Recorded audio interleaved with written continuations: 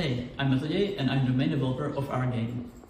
And I'm Dominic, and we are going to show you a memory game which we've created with our classmates.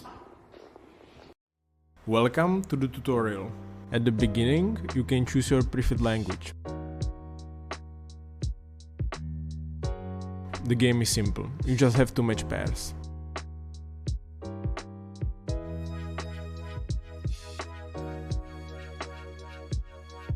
It's made for 2 players that take turns on guessing. If you guess correctly, you continue your turn, and if you don't, the next player is up.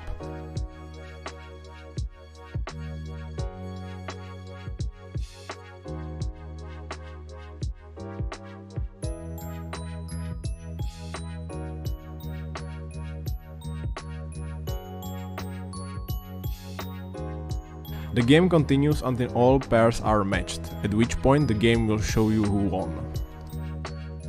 Let me show you the code behind our game. The game is made in HTML and JavaScript. It's simple really. Every time you start the game, the animals will be picked by random. When you choose your language, it's saved in the memory to show you the name of the animals you found in that language, as well as in English and Latin.